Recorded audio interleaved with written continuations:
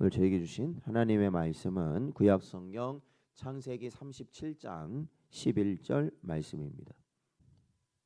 다 찾으셨으면 저희 함께 봉독하겠습니다. 그의 형들은 시기하되 그의 아버지는 그 말을 간직해 두었더라. 아멘.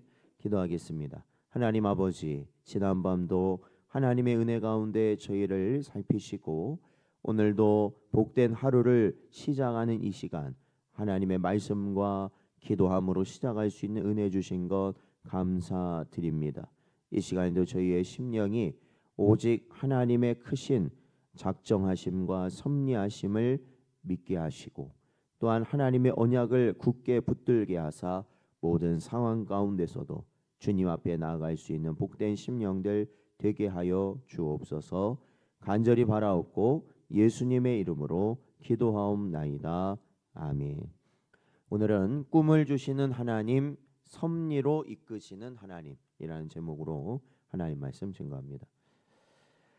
저희가 어제 살펴보았던 36장에서는 화려하지만 무의미했던 에서의 족보를 살펴보았다면 이제는 에서와 비록 한 태중에서 출발은 하였지만 하나님의 크신 선택하심 가운데 이루어 나가게 될 야곱의 이야기가 시작되고 있습니다.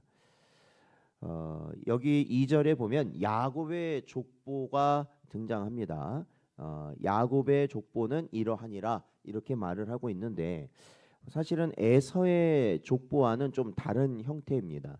그러니까 앞서서 나온 족보들은 누가 누구를 낳고 누가 누구를 낳고 이렇게 족보가 이루어져 있다면 우리가 보통 아는 족보의 내용이죠. 그런데 오늘 37장에서는 야곱의 족보는 이러하니라 이렇게 말을 해놓고 저희들이 아는 형식이 등장하는 것이 아니라 이제는 야곱의 이야기를 풀어서 그 후손들을 보여주고 있다는 것입니다. 그래서 저도 이제 이번에 말씀을 보니까 이게 족보가 여기 분명히 족보라고 나와 있음에도 불구하고 이것을 야곱의 이야기로, 그러니까 창세기 마지막 장까지 내용이 사실은 우리가 보통은 요셉을 주인공으로 생각하는 경우가 많아요. 그렇죠. 요셉이 주된 어떠한 주축이 되는 거죠. 그러나 사실은 야곱의 이야기다라는 것, 야곱의 그 일생이 다뤄지고 있다. 그래서 야곱의 족보다 이렇게 성경은 말하고 있습니다. 이제 그 이야기의 시작, 즉 야곱의 족보의 시작되는 부분을 누구의 이야기로 시작하냐면 요셉의 이야기로 이 37장은 소개하고 있습니다. 그러니까 야곱은 라헬을 통해서 노년에 얻은 요셉을 다른 아들들보다 더 사랑하였다라고 말하고 있습니다. 그래서 옷도 채색 옷, 그러니까 당시로 말하자면 굉장히 귀한 옷을 요셉에게 입혔다고 합니다. 그런데 이러한 야곱의 편애, 즉 요셉만을 가장 사랑하는 그러한 야곱의 모습은 결국 무엇을 일으켰느냐? 형들이 요셉을 시기하게 만들었다라는 것입니다. 그래서 가정 내에 심각한 갈등을 불러왔습니다. 이러한 모습은 성경이 인간의 사랑조차 얼마나 자기중심적이고 불완전한 것인가. 그렇죠? 이 사람의 사랑이라는 게 그렇다는 것이죠. 그만큼 이 모든 것이 얼마나 이 전적 부패 가운데 나오는 것이냐. 그래서 심지어는 이러한 사랑의 모습까지도 사실은 죄된 것이 우리 인생이라는 것을 성경은 보여줍니다. 그래서 이 야곱이 지금 오늘 나오는 요셉뿐만 아니라 사실은 과거에는 누구에게 집착했냐면 또 라헬에게 집착을 했었고 또 그 아버지 이삭도 그러잖아요. 이삭도 분명히 하나님께서 야곱을 택한 백성으로 세우시겠다 말씀하셨지만 이삭은 누구를 편애하냐면 에서를 또 편애를 하는, 그러니까 이런 모습들이 우리 인생의 불완전한, 그러니까 죄악된 본성을 그대로 보여주는 것이다라는 겁니다. 그럼에도 불구하고 하나님께서는 어떻게 보면 이거 엉망진창이에요. 보면 이게 뭐 아브라함도 그랬고 사실 뭐 이삭도 그랬고 야곱도 마찬가지고요. 결국에는 죄인이다라는 것밖에 드러나지 않는 거거든요. 그러니까 이러한 가운데서도요.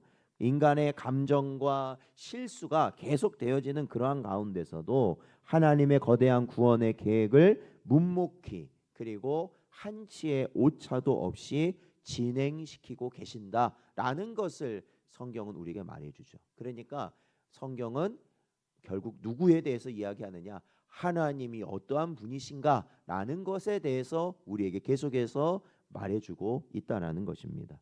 오늘도 그러한 변하지 아니하시고 영원하신 그 하나님께 붙들린 여러분 되시기를 주의 이름으로 축원드립니다.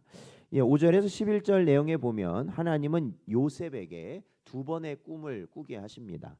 이 곡식 단의 단을 꾸게 하시고 또 해와 달과 별 이러한 꿈을 꾸게 하시죠. 이러한 꿈은 사실 요셉의 야망을 보여주는 꿈이 아니라 그죠? 뭐 그러니까 곡식단이 있는데 부모의 것과 뭐 형제들의 것이 자신의 것에 절을 하고 뭐 해와 달과 별이 있는데 또 자기에게 절을 하고 뭐 이런 꿈 내용이잖아요. 그래서 사실 더 큰 미움을 받게 되는 이유였는데 이거는 이 요셉의 야망이 이루어질 것이다라는 것을 보여주는 것이 아니라 장차 이스라엘 가문을 기근에서 구원하시려는 하나님의 주권적 계시를 나타내는 꿈이죠. 그런데 이렇게 하나님께서 하시겠다라는 비전을 받은 요셉에게 돌아온 것은 사실은 영광이 아니라 형들의 시기와 미움이었다라는 것입니다. 우리는 흔히 하나님의 뜻대로 살면 이 만사형통할 것이다라고 생각을 하지만 성경은 오히려 하나님의 꿈을 가진 자, 하나님의 뜻을 품은 자, 하나님의 마음을 가진 자는 오히려 세상으로부터 무엇을 받게 되느냐? 미움을 받게 될 것이다라고 오히려 그렇게 말하고 있습니다. 그러니까 이거에 대해서 예수님도 말씀을 하셨는데 요한복음 15장 18절 말씀을 보면 세상이 너희를 미워하면 너희보다 먼저 나를 미워한 줄을 알라 이렇게 말씀하십니다. 그러니까 여러분 세상과 예수님은 사실은 뭐라는 거예요? 상극이라는 거예요. 세상과 예수님은 상극이에요. 왜? 세상은 죄로 물들어 있는 죄가 가득 찬 곳이기 때문에 사실은 예수님을 받아들일 수가 없는 그러한 상태인 것이죠. 그렇기 때문에 이 요셉이 겪는 고난 그러니까 사실 요셉 입장에서는 억울한 거죠. 뭐 요셉이 일부러 그러려는 것도 아니고 아버지가 자기를 사랑하는 걸 어떡하겠습니까? 아버지가 그런 걸 어떡하겠어요? 그리고 형들에게도 그렇죠. 물론 뭐 요셉이 좀 이렇게 형들하고의 관계가 좀 틀어지는 이유도 성경에 나오고 있긴 하지만 결국에는 뭐냐면 뭐 요셉이 사실은 그 미움을 받아야 될 이유는 사실 없었거든요. 그럼에도 불구하고 그는 결국 고난을 받게 되었다라는 거예요. 그렇다는 건 이 모습이 결국 누구의 모습을 우리가 떠올릴 수 있냐면 아무 죄도 없이 아무 이유 없이 결국 고난을 받으시고 십자가에서 죽으시게 될 예수 그리스도를 우리는 보게 된다라는 것입니다. 18절에서 28절 내용을 보면요. 형들은 이 양을 쳤다라고 말해요. 그래서 이 도단에서 양을 칠 때 자신들을 보러 온 요셉을 죽이려다가 죽이지 않고 결국 어떻게 하냐면 미디안 상인들에게 팔아 넘기게 되었습니다. 형들은 요셉을 팔아 넘김으로써 그의 얄미운 꿈을 무산시켰다고 생각했어요. 그러니까 20절에 보면요. 그의 꿈이 어떻게 되는지를 우리가 볼 것이니라 이렇게 말하고 있거든요. 그러니까 사실은 이 꿈은 요셉이 꾸려고 꾼 게 아니라 누가 꾸게 하신 거예요?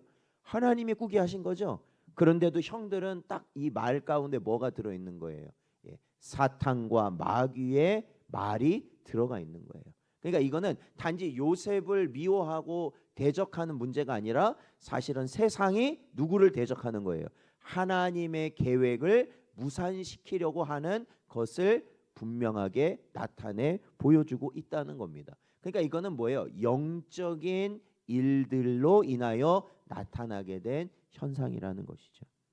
그러니까 이러한 가운데 이 요셉의 형들은 사실은 알았을까요? 몰랐을까요?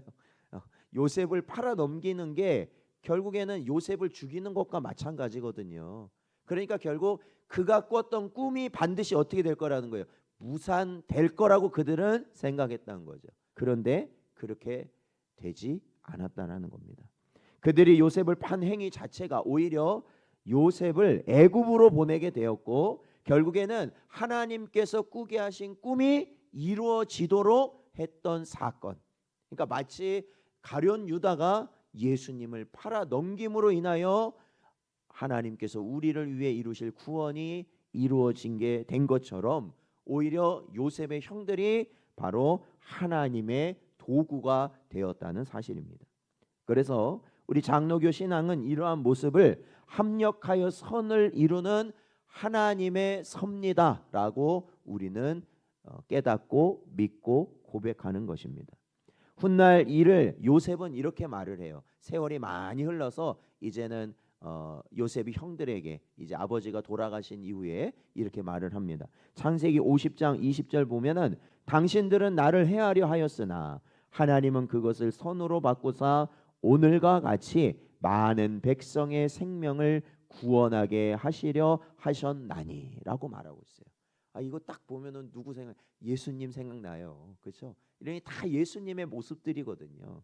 바로 이러한 하나님의 섭리가 결국 37장에서 보면은 너무나도 큰 비극적인 사건이 보여짐에도 불구하고 하나님의 크신 섭리가 이루어지고 있다라는 것을 우리에게 분명하게 보여주고 있다라는 것입니다. 29절에서 36절 말씀을 보면 이제 요셉에 대한 거짓된 소식, 그러니까 뭐예요? 이제 형들은 요셉 팔아 넘기고 나서 그 채색 옷을 가져다가 동물의 피를 묻혀다가 어떻게 합니까? 아버지 오다가 이거를 발견했습니다. 이렇게 거짓말로 아버지에게 말을 하죠. 그러니까 마치 뭐가 됐어요? 요셉이 형들을 보러 오다가 짐승에게 찢겨서, 그렇죠, 맹수에게 잡아 먹히게 되었다라고 보고가 되는 거죠. 참 그 야곱이 얼마나 이게 자책이 됐을까요? 자기가 가장 사랑하는 아들이었는데 누구 때문에 사실은 죽었다고 생각할 수밖에 없는 거예요. 자기 때문에 죽었다고 생각할 수밖에 없죠. 왜냐하면 야곱이 보내거든요. 형들에게 형들이 어떻게 하는지 보고 와라 이렇게 보내거든요. 야곱은 아들이 죽은 줄 알 수밖에 없었죠. 그러기 때문에 너무나도 큰 충격을 받았고 자기 모든 식구들이 야곱을 위로했지만 그 위로를 받지 않았다라고 말할 정도였습니다. 인간적인 눈으로 볼 때 야곱의 가정은 무너졌고 요셉의 인생은 이제 끝난 것으로 보입니다. 그러니까 마치 이야기가 다 끝났어요. 이제 야곱은 더 이상 삶의 의미를 잃어버렸고 또 요셉은 팔려갔기 때문에 죽은 것과 같다 이렇게 볼 수 있는 것이지만 오늘 이 37장은 여지를 남겨둡니다. 어떻게 마치냐면 36절 보게 되면 요셉이 애굽의 시위대장 보디발의 집에 팔렸다라는 사실을 기록하면서 이 37장을 마무리하고 있다라는 겁니다. 그러니까 이것은 무엇을 보여주냐면 끝이 아니다라는 거예요. 이 보디발 장군의 집에서 요셉은 새로운 이야기를 시작할 것이다라는 것을 성경은 우리에게 말해주고 있다라는 것입니다.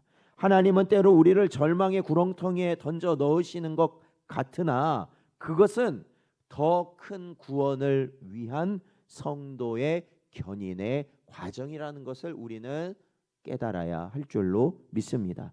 시편 34편 18절 말씀을 보면 여호와는 마음이 상한 자를 가까이 하시고 충심으로 통회하는 자를 구원하시는도다라고 말씀하고 있어요. 그러니까 결국 야곱은요 아무것도 생각할 수 없어요. 여러분 야곱의 상황 가운데서 뭘 생각할 수 있겠어요? 하나님의 섭리, 하나님의 계획, 하나님께서 이루시기 뭘 생각할 수 있겠습니까? 아무 생각도 없을 것입니다. 그 큰 슬픔에 덮여서 야곱은 죽은 자와 같았을 거예요. 그럼에도 불구하고 그 너머에서는 하나님이 일하고 계셨다라는 겁니다. 이것은 결국에는 우리에게 그대로 적용되는 말씀입니다. 여러분, 우리도 이 땅을 살아가면서요, 결국 야곱과 같은 순간을 맞이하게 될 거예요. 그렇죠? 저마다 모양도 다르고 시기도 다르고 모든 것이 상황이 다 다르겠지만 결국에는 야곱과 같은 큰 슬픔과 고통을 당하는 경우가 반드시 우리에게 찾아올 거라는 것입니다. 그런데 중요한 건 뭐예요? 아무리 그러한 일이 있더라도, 우리가 아무리 억울한 일을 겪더라도, 우리가 생각하는 모든 것이 산산조각 나서 다 깨져서 무너지는 상황이 오더라도 중요한 것은 하나님께서는 계속해서 자신의 계획을 이루어가고 계신 줄로 믿습니다.